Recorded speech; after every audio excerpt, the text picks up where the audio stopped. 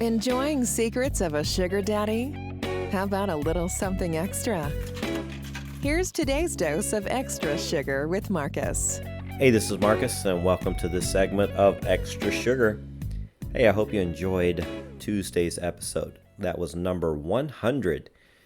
And we want to thank all of our listeners. You made that day the most downloaded day that we have had in history. So we really appreciate you listening, and I'm telling you what, the best is yet to come. So stay tuned. But today, we are going to go over 7 sugar baby boundaries that keep you safe and happy. Setting sugar baby boundaries isn't the sort of thing most new sugar babies are thinking about.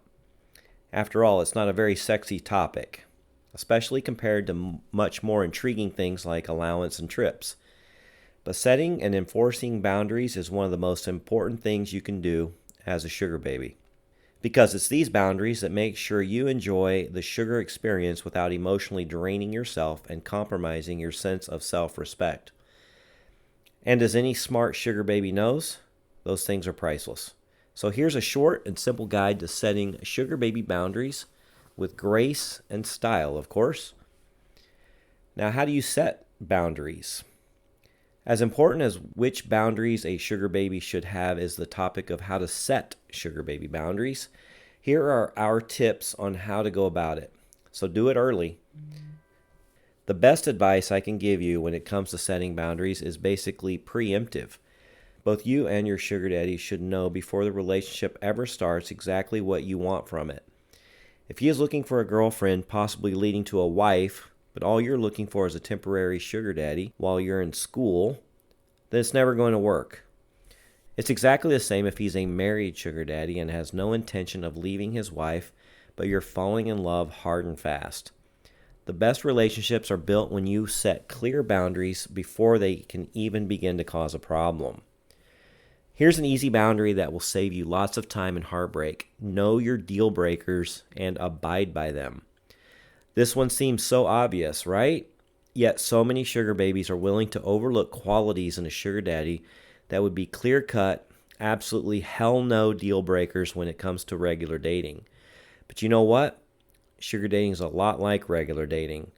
You get to know each other, you spend a lot of time together, you become intimate lovers and friends. So make sure the sugar daddy you choose doesn't make your heart, your brain, your loins scream hell no every time you have to go see him. Of course, there's obvious things you can set boundaries for as you won't even know it irritates you until it actually does. Usually, when you decide to set a boundary, it's when a minor irritation or annoyance has gotten bigger and now you can't ignore it any longer. But remember, you need to be careful with how you approach your sugar daddy about it, as something that might be no big deal to him may be really important to you, and vice versa.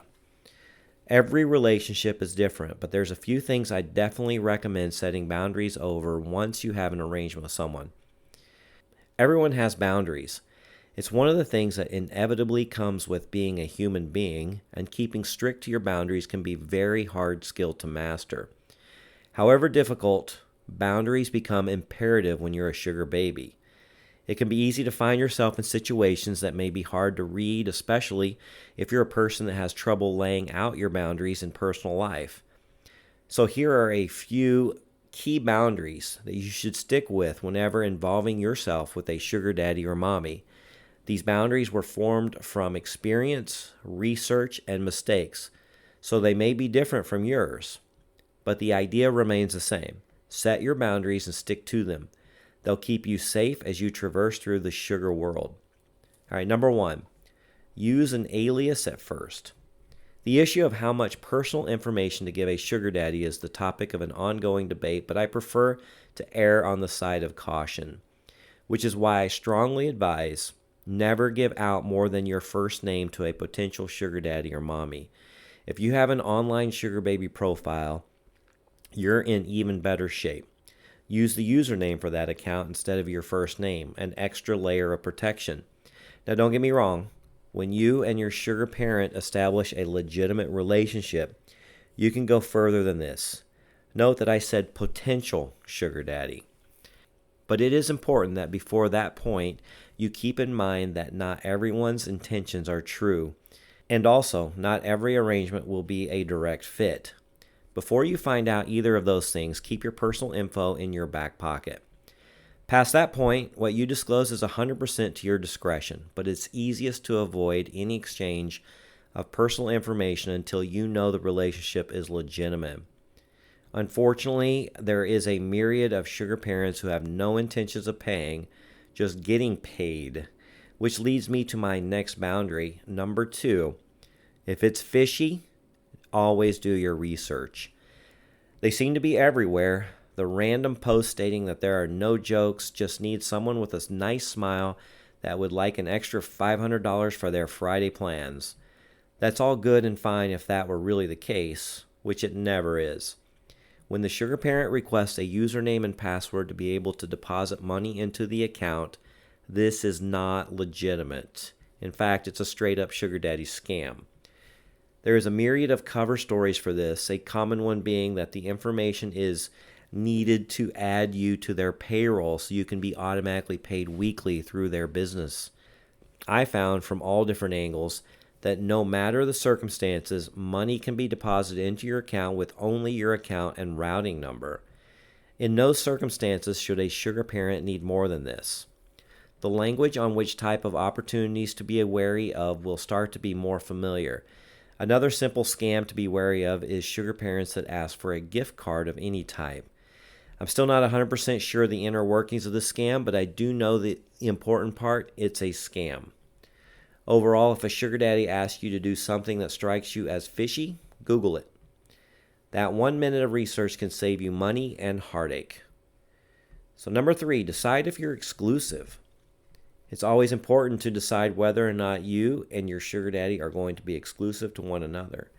It's crucial because this is something that may cause conflict down the line. If your sugar daddy is unhappy with you seeing another man, kindly let him know what your needs are and tell him you're happy to break things off with anybody else should he be happy to meet those needs.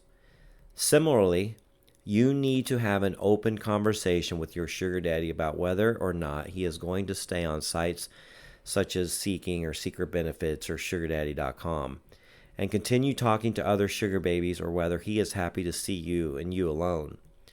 Once you've set this boundary, it'll be easy moving forward and you'll both know where you stand. Number 4, be straightforward about the money. If that sounds a bit blunt, it's because waffling on this issue can often lead to you wasting your time and energy for nothing. This boundary is simply about making sure you're receiving your allowance on time or that full payment is visible somewhere upon arrival if you're doing a paper meet. Note, this does not apply to the first sugar date, as some sugar parents compensate for those while others do not. If you're going to adopt this boundary, no matter the medium of your transaction, especially in the beginning, it's important that the setup is fair and everyone is comfortable. This boundary, if respected, only helps secure the comfortability of both parties involved. A sugar daddy that has true intentions of gifting you should not be put off by this. It can be uncomfortable. Some sugar daddies and mommies are not too keen on transactional talk, but it becomes necessary when talking about something so serious, and that is your time. Number 5, agree on a schedule. Boundaries also need to be set in terms of how often you'll be meeting up. Obviously, it's not set in stone. Life can get in the way sometimes. But still try and set some sort of boundaries with regards when he wants to schedule dates. Will it be every Friday? Or will you meet once a month? Will you be coming on business trips with him? Discussing this at the start of your relationship will avoid any uncertainty later on, and both of you will know what to expect as well as what's expected of you.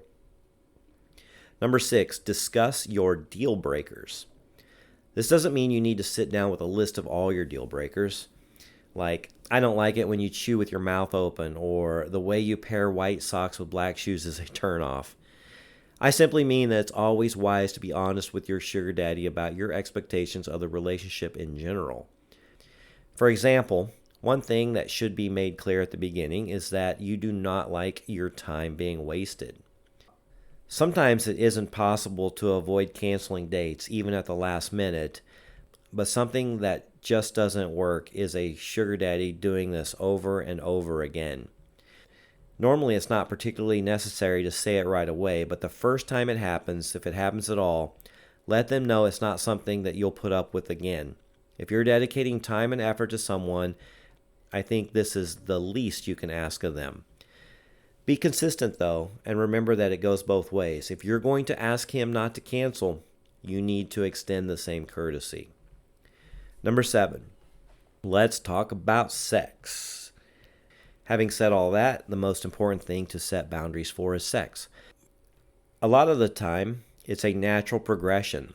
Sometimes the chemistry is pretty hard to ignore, particularly if you've seen each other a while. However, if it's not something you're comfortable with, you don't need to come out and say it, but I would recommend letting him know certain boundaries right off the bat. For example, telling him you're not comfortable staying over at his place right away or meeting him in a hotel. Also, have a discussion of what sort of protection you'll be using. When first sugaring, it can be difficult to know what works for you. There are comfort levels that have to be explored, and every relationship moves at a different pace. But as you get more familiar with what you like and what works for you, it's crucial that you do the often uncomfortable work of setting your boundaries. The earlier you do so, the easier it will be to have the arrangement you want. So decide on your boundaries and set them from the get-go. Trust me, it will avoid any conflict or confusion later down the line.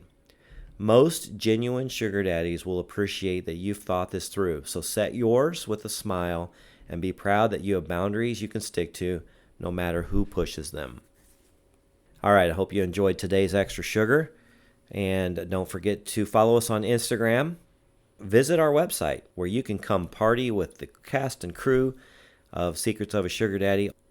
All the information is on our website, secretsofasugardaddy.com. All right, until next time, bye-bye. We hope you enjoyed your Extra Sugar with Marcus. As always, visit our website, secretsofasugardaddy.com, to comment or tell us your story.